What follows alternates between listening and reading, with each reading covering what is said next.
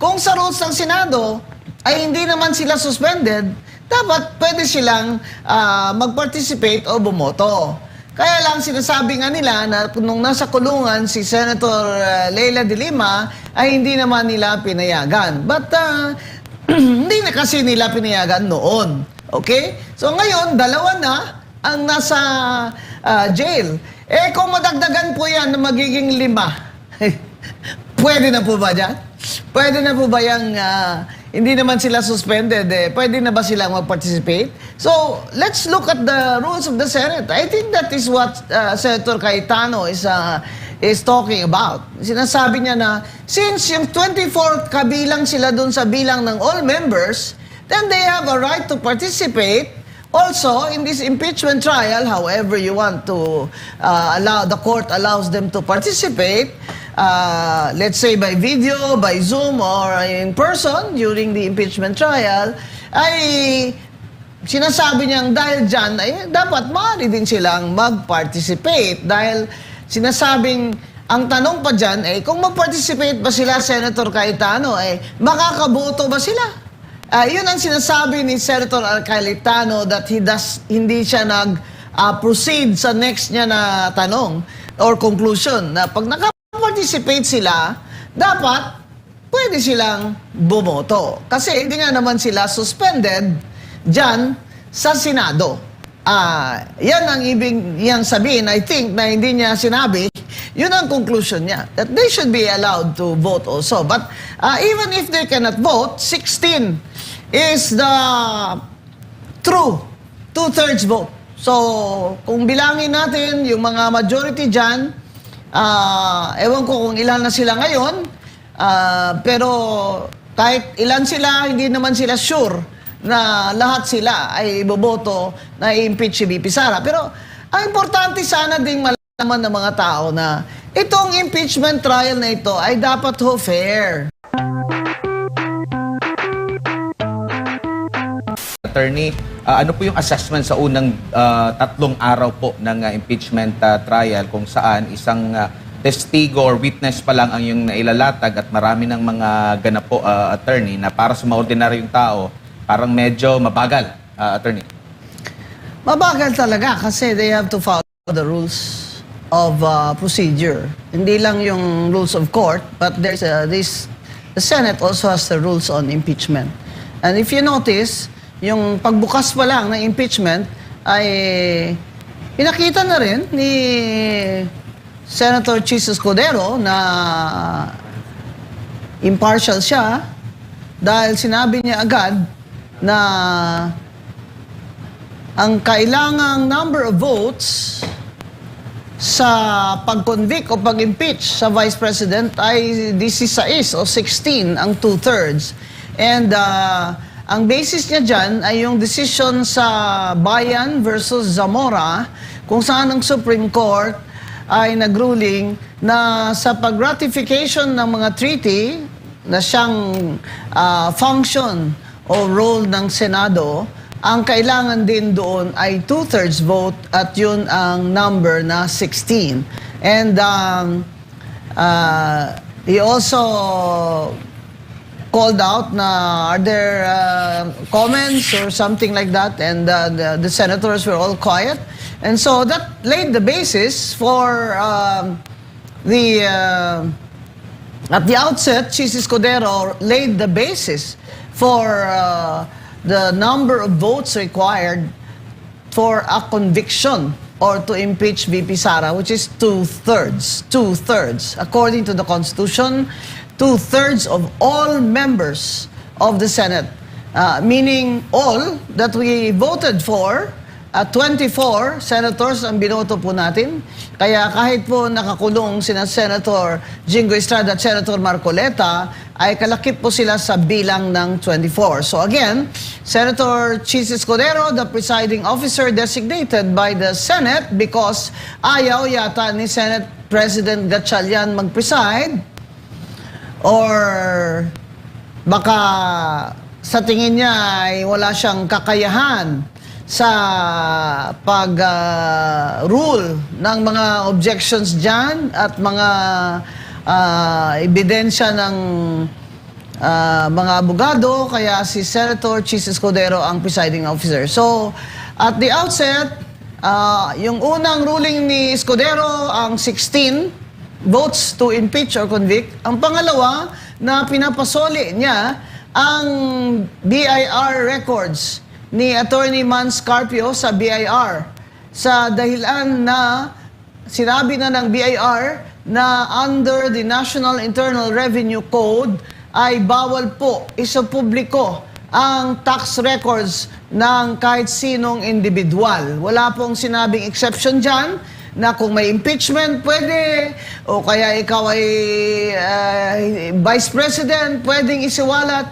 So, pinabalik ni Senator Presiding Officer Chis Escudero sa BIR ang tax records ni Attorney Mans Carpio. So, the first two rulings shows neutrality and impartiality, which is very important sa paglilitis na ito dahil ang mga tao noon pa man ay marami nang nagdududa na ito ang impeachment trial ni VP Sara ay marami nang nag-prejudge dyan sa kanya dahil ang iba dyan ay nagdeklara na natatakbo din silang presidente laban kay VP Sara.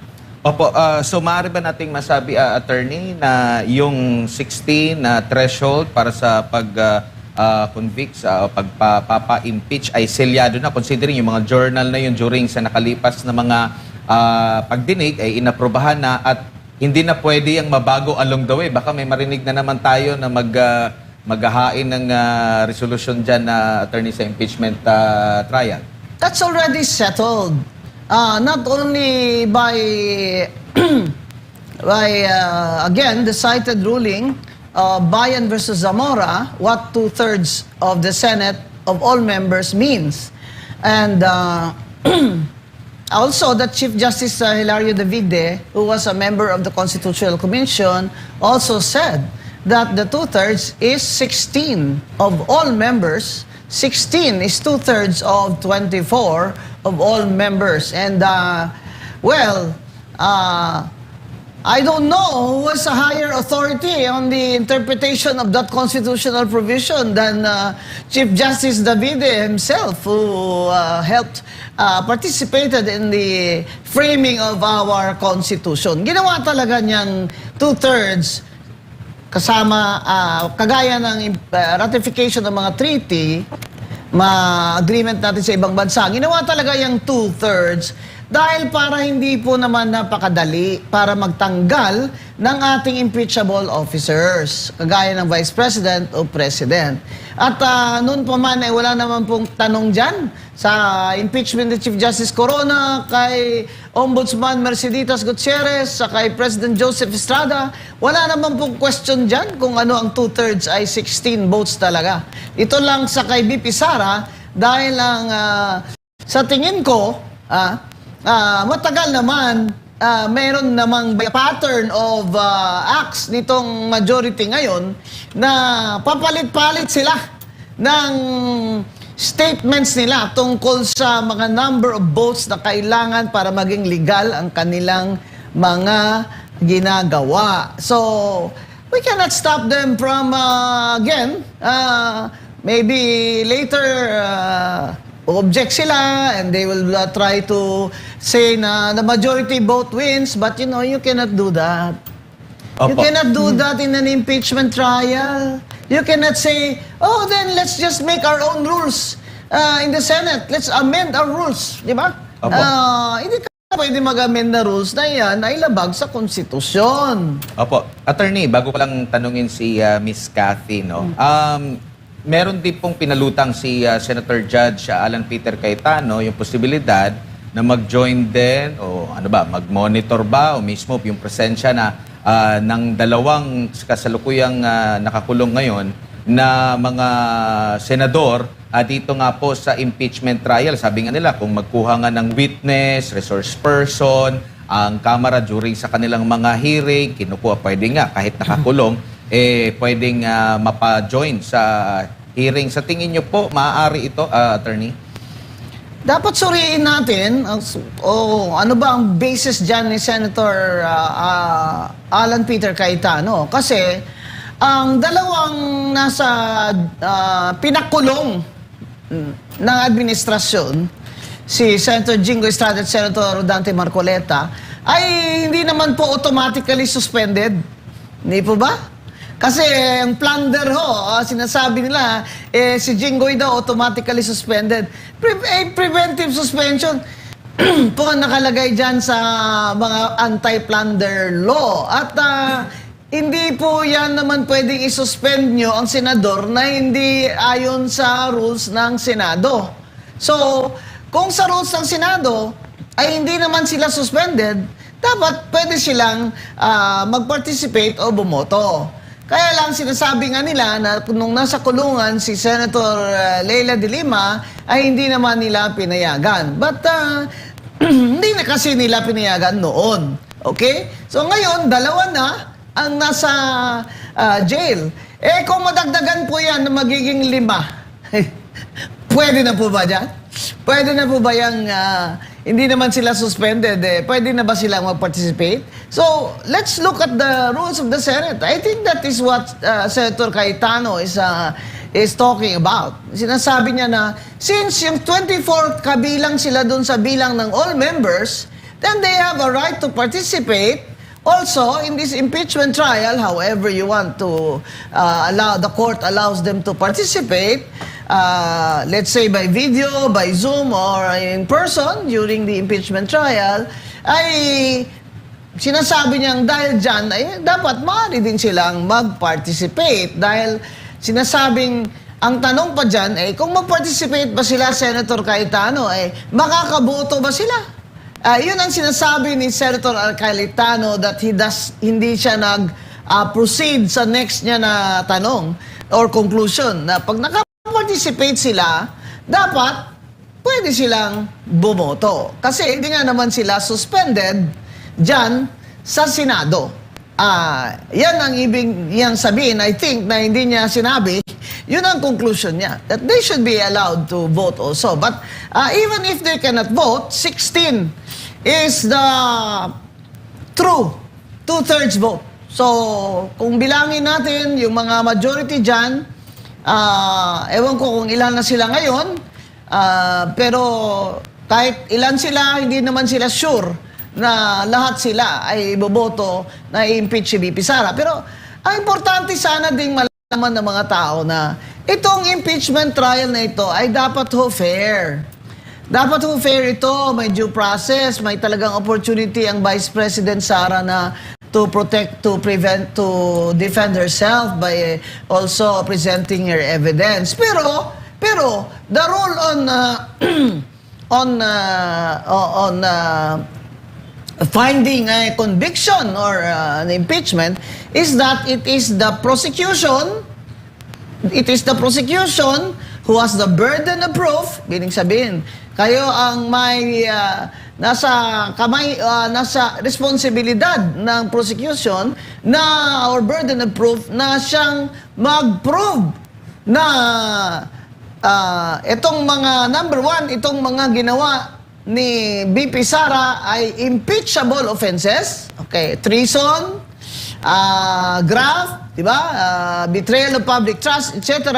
Pangalawa, kung itong mga ebidensya nila have the sufficient weight o bigat para po sa mga hukom na senador para sila ay pumabor sa prosecution. So, two things, di ba? Opo. Kay Miss Cathy naman po, meron pong inilabas na survey, unang-una, bago pa man itong impeachment trial, ang SWS, last March, kung saan 33% ng mga adult Filipinos satisfied kay BBM. Samantala, 54% naman ang kay Vice President Sara Duterte. Nitong June naman na survey ng publiko sa Asia ay sinasabing nasa 18% ang approval ni Marcos Jr., trust niya 12, versus 28 naman approval ni VP Sara, habang 26 naman ang trust rating ni VP Sara. Anong masasabi nyo dito na sa kabila po Kasi mahaba pa ito since nitong naman nakalipas na ng mga taon itong mga aligasyon nila, persecution nila dito kay Vice President Sara. Pero nananatili pa rin pinagkakatiwalaan ng pangalawang Pangulo, Ms. Cathy. Sa akin, alam mo, red flag yun no?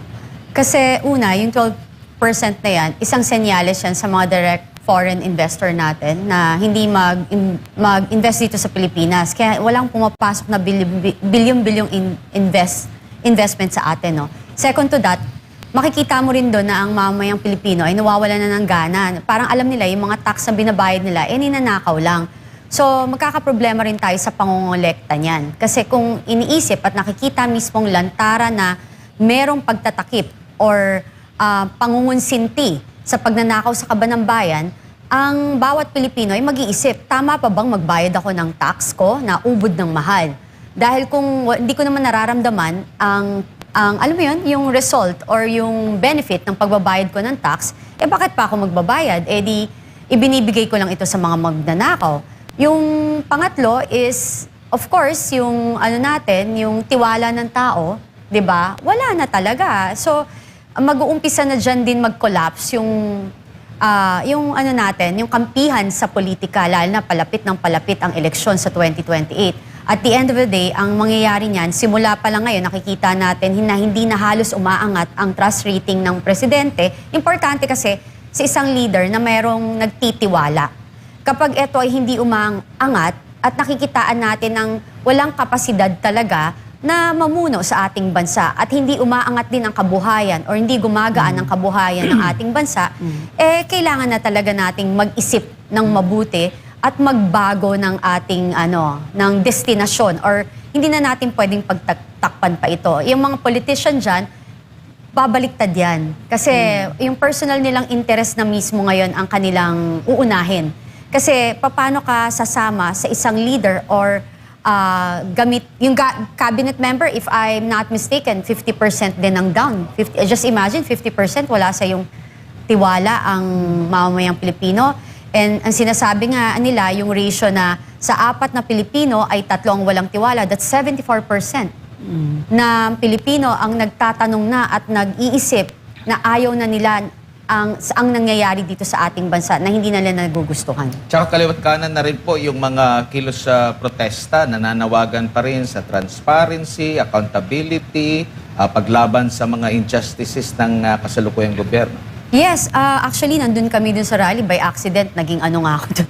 Naging host kasi binaha yung mag-host, no? Kahit si Mama Bing dumating dun kasi kahit may sakit, no? So ako, sa akin talaga, nakita mo doon kahit umuulan, bumabagyo, hindi sila umalis. Marami dyan nagsasabi na nakakapagod ng mag-rally, pero hindi lahat pagod. Mas pagod na tayong maghirap. Opo. Yeah. Bago lang tayo pumasok sa Senado kasi nag-uumpisa na yung impeachment trial, huling mensahe nyo na lang po, Attorney Guanzon, lalo na sa mga Pilipinong nakaabang dito sa medyo mahaba-haba pa. Sabi nga ni Presiding Judge, posibleng sa November. Sabi naman ni SP Gatchalian, posibleng umabot ng February itong impeachment trial. Napakagastos naman ito, kumpanyero. Napakagastos naman ang impeachment trial na ito. At ang pinagsusuri ay 129 million na confidential fund. Pero ang gusto ko po talaga makita dito ay ang neutrality, fairness at impartiality ng presiding officer. Kasi dyan po nakasalalay kung ang ebidensya nila ay magiging admissible o pwedeng papasukin o tanggapin ng Senado o kaya inadmissible. At kung admissible man ay ano ang kanyang weight o kredibilidad. Kasi napansin ko pag may camera talaga, nag-iinarte itong mga ito no? Ang grandstanding na yung mga abogado May Bisaya pa yung isa ba? Yung unnecessary na yung mga ginagawa ng mga abogado na yan. Kung titingnan mo yung impeachment na Chief Justice Corona, yun ang impeachment na trial na pakagaling ng mga abogado. Siyempre, grabe yung professor ko, si Justice Serafin Cuevas. Nandun. Si Senator Miriam Defensor Santiago, nagtatanong, yun. Dapat naman po, sana, hindi naman sa tinuturuan ko itong Senate Presiding Officer Jesus Cordero dahil nakababata po siya sa akin sa UP College of Law, Pero ang tingin ko lang, sana, wag nang payagan ang mga lawyer na mag-manifestation. Kasi trial na yan eh. Exactly. Yung dapat lahat ng manifestation nyo, ginawa nyo na nung simula. At kung ano pa man ang gusto nyo, ilagay nyo na sa closing statement nyo. Bakit in the middle of the trial, nagmamanifestation kayo? Tapos yung mga, that should no longer be allowed. Because if that is allowed by the presiding officer, it allows them to insert their opinions in the record, which can influence the senator, judges, and the public. Ang ano ko lang dyan, on both sides huwag nga kayong mag-asaran-asaran dyan kasi nagmumukha kayong mga ano ba ito? Laro ba ito? Pag-asaran pa kayo dyan? Kung gusto nyo ng asaran, dapat debate sa kalye. Hindi dapat sa husgado. Kung sa Supreme Court yan, napapagalitan na kayo Puro kayo nag-iinarte dyan. So, ang ano ko lang, lalo na yung sa prosecution, pag nag-object, kahaba-haba na explanation. Ako alam nyo, ako nag-judge din ako as COMELEC Commissioner and Chair of my division, I was a judge also. Quasi-judicial function kaya ako naka-robe din di ba? Dapat pag nag-object ka lang. Hindi yung mag-object ka, kadami mo palitaniya ba? Which is precisely, it means that you don't know the basis of your objection. You should know the basis of objection. Number one, no basis. Number two, misleading. On cross-examination, misleading the prosecution witness. Ang hirap kasi para bang pati abogado ay nakikisabay na dito sa Melodrama. popularity race. So, ang request ko lang, lalo na kaming mga abogado na ayaw na namin yan ng mga ano nyo dyan, mga inarte nyo ba? Kasi we also want to see the evidence di ba? Pero tama naman yung, kunyari, sinabi ng, may nagtanong pa etong NBI na agent ba yun?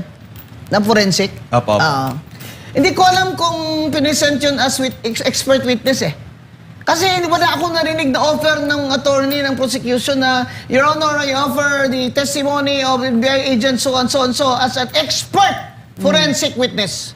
Pero kinwalify niya, ilang taon ka na dyan, ilang seminar ka na, nakaseminar naman daw siya ng 2 buwan. Which makes him daw an expert. 2 buwan daw siya sa forensic.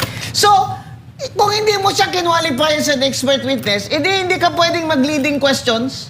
Kasi ang expert witness, pwede mong tanungin ng, sagot ka lang ng yes or no. At tatanungin mo siya ng questions na leading to the answer that you like. For example, yes, di ba? Hindi ba, in your opinion, talagang may threat ito? Yan, ganyan. So, pag hindi mo yan siya pinisent as expert witness, hindi mo siya pwedeng tanungin ng mga ganyan. Kaya, nag-o-object yung defense counsel.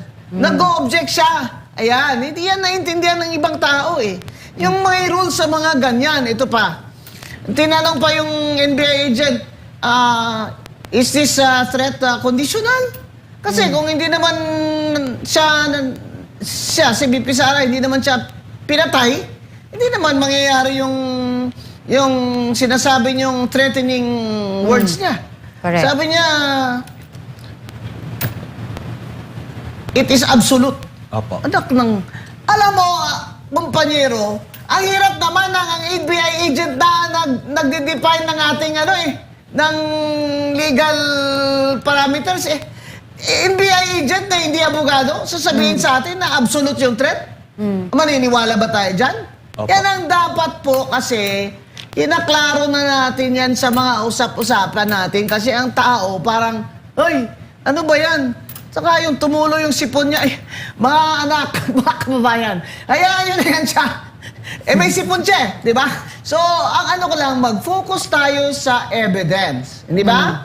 Magaling naman yung mga generally, abogado. Huwag lang yan si Congresswoman Luistro kasi obvious naman na hindi na yung pagalingan ang gusto niya Opo. Ang gusto niya, politika no? So, dapat walang Attorney? politika.